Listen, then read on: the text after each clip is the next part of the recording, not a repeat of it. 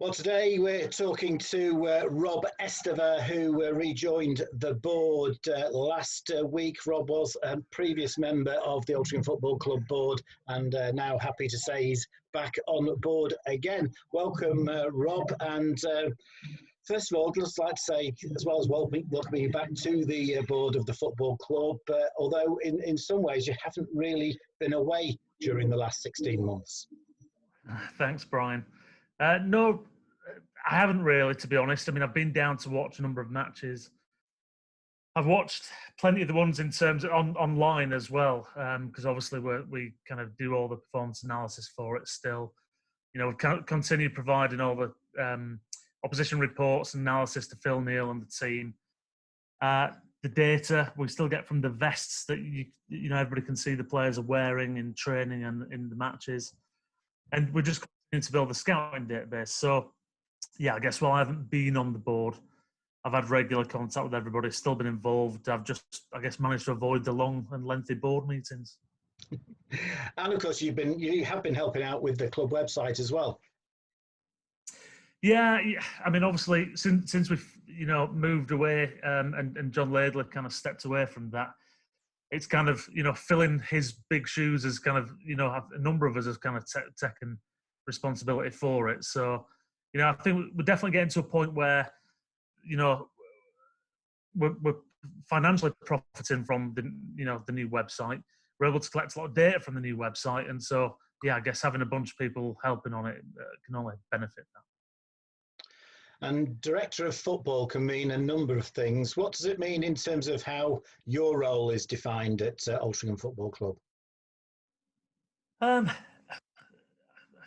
think it was something like director of football operations last time. I don't pay too much. I don't overthink it. I don't think anybody else really should. It's not that I'm going to be telling Phil to sign this guy or play this guy or anything like that. I know it's a sensitive one in the sport. People do read a lot into it, but it essentially just means that I'll be the one person on the board that oversees the football side of things, from the juniors to the reserves up to the first team, and I'll be the main reporting line for Phil and the squad and reserves and juniors and vice versa. Lawrence and Bill are in the process of mapping out responsibilities a bit more for each member of the board, as well as other important people at the club. So I think as we're kind of going through the process of highlighting gaps and weaknesses that we have to resolve, I think it helps just having a bit more of a defined role, and there's no conflicts of responsibilities. Everybody's accountable moving forward for their own domains. So Lawrence and Bill kept in regular touch with me over the last year or so, and there was that need for it to focus on the football side of things, and it's quite a natural fit for me. And this looks like it's a good fit for you and Altrincham Football Club, as there seems to be a lot of scope in terms of transferring the skill set that you use in your day job for the benefit of the football club.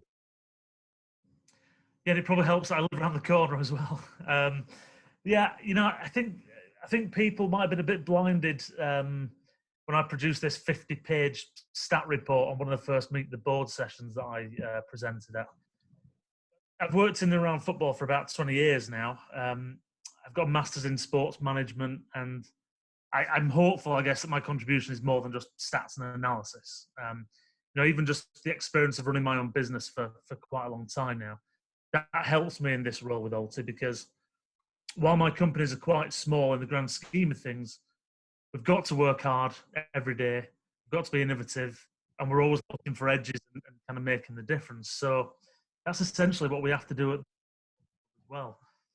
We might not have the resources of some of the other teams around us and in the league above, but I think we can compete by just being better at the things we do, more efficient and more creative than a lot of our competitors.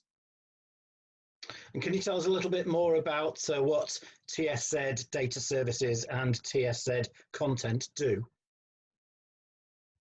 Yeah, so the company was previously called the Stat Zone, but we ended up just separating them out because the TSZ Data Services predominantly provides data services to football organisations and sporting organisations, I should say.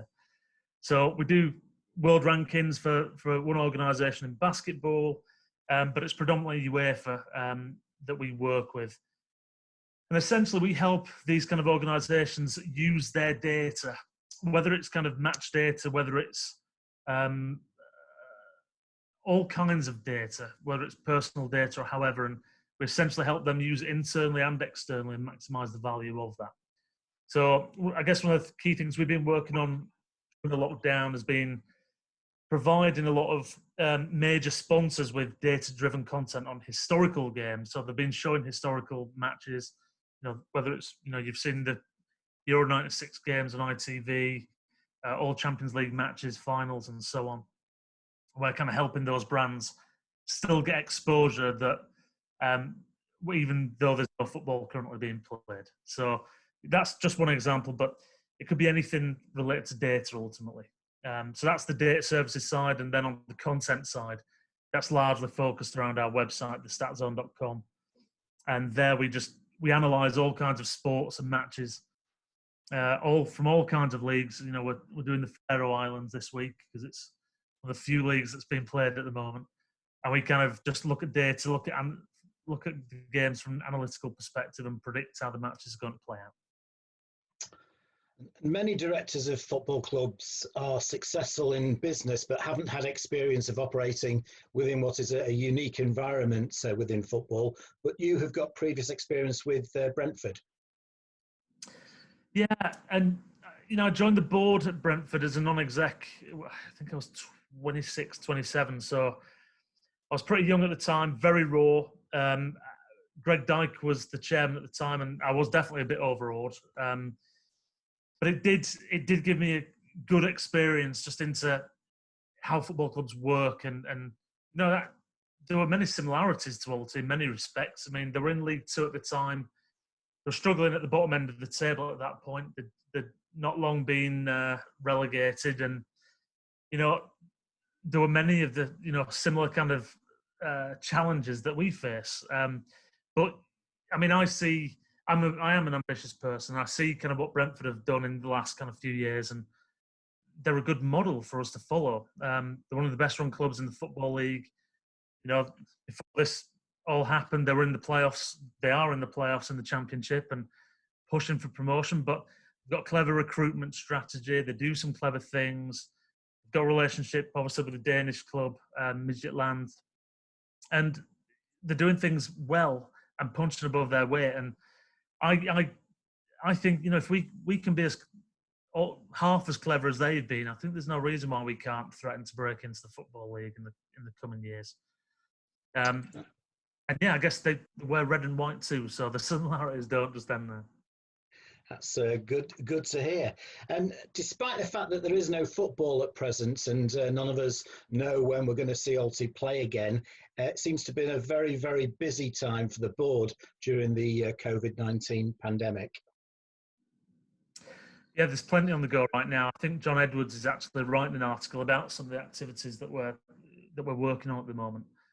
And I actually think this could be quite a pivotal point in the club's history, because if we can get things right and really just drive some of the other things off the pitch forward, I think it can put us on the front when football does return. And I mean that on and off the pitch. One of the things I've been working on is collating all the data that we have from our fans, sponsors, and from all of our platforms that we have right now. So collecting all the newsletter sign-ups, season ticket holder data, the patrons, everybody who's signed up on the e-ticket platform, everybody who's donated on the GoFundMe page, shareholders. We're getting all that into one platform so we can just improve the way we interact with our fans and obviously learn more about them. Because, we might be faced with a situation where we can't reopen the office. And there might be certain things, whether it's selling season tickets online or over the phone. And so we're going to have to be clever in how we go about doing that. So, yeah, we're definitely looking at building the automation side of things and just making some of the processes. Bill, Lawrence and Neil, they're pushing things along with regards to the redevelopment of the sponsors lounge right now and creation of a fan zone. There's no better time to be doing that kind of work because we're doing that in the summer anyway. So, something like the sponsors lounge, which, if that gets redeveloped and it's another good facility that can bring revenue to the club outside of match days, it's all going to helping us grow the income streams and the club ultimately. John and Lawrence are driving the new academy forward. That's moving on, honestly. And there's a few announcements coming up on that soon. So there's plenty on the go. And yeah, I guess there's no better time to work on this kind of project stuff, which, you know, if matches were being played, we wouldn't have the time to be doing it to the same extent. So thanks for that. Yeah, as you say, there's plenty happening at the moment. And as you know, we're preparing an end-of-season awards presentation, which will be available for fans to watch. Announcements on that very shortly. And we will be putting out we put out the contenders for goal of the season earlier this week. In terms of the coaching staff and the playing squad, how are all the lads getting on? I think everybody's safe. We're in regular contact. Everyone's safe and healthy, which is obviously the most important thing right now. I think the lads are itching to find out for some clarity, I guess, just on whether, you know, are the playoffs going to be played. Obviously, the EFL decision this week, insisting that promotion and relegation will continue, that might have hopefully a positive effect for us. Let's see. As much as anything, you know, from a planning perspective, we want to know what's happening with regards to next season when we're thinking about, you know, contracts and so on. Will we be playing behind closed doors? Will capacity be limited to ensure social distancing? There's so many unknowns right now. But our priority since I've kind of just been back involved has been looking after the players, constantly liaising with Phil. And ultimately, we just want to ensure we keep as many of this squad together as we can, because whatever the future holds, we've seen that this squad is capable of earning promotion. Who knows how this season would have played out? We know we're close. And whether that's, you know, if we can restart this season, if there is playoffs, or it is next, keeping the squad together is the absolute priority. So, you know, all the money that's been raised by the fans on the GoFundMe page, all the other initiatives that are going on, like the patron scheme, I think there's around 140 people who already have signed up, which is amazing. So those kind of things are just giving us, that fundraising has given us a really good chance of riding through this storm and keeping this group of players together, because we know that we're going to be competitive. And when things, hopefully, I don't wish doom on other teams, I suspect we'll be in a much better position than a lot of other work and all the donations that's been going on in recent months. Yeah, and you mentioned there about the EFL decision. There was an indication there that there might be playoffs, but only for 4 teams. If that did filter down into the National League structure, National League North, that would put us in the playoffs in 5th position on a points per game basis, and I guess an away trip to York. So potentially, there's lots of ifs and buts about it, but another visit to our favourite place, Booth and Present. The lads will play anywhere right now, to be honest. They're just itching to get out on the pitch. But, you know, the lads are fit. They're staying fit. Obviously, no doubt we would get some time to kind of prepare for any such eventualities. But, you know, everyone's just going to be happy to just get back playing again.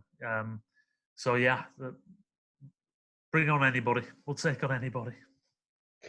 Okay, Rob, thanks very much for joining us today. Great news that you're back on the board at Altrincham Football Club at what is clearly a very, very exciting time.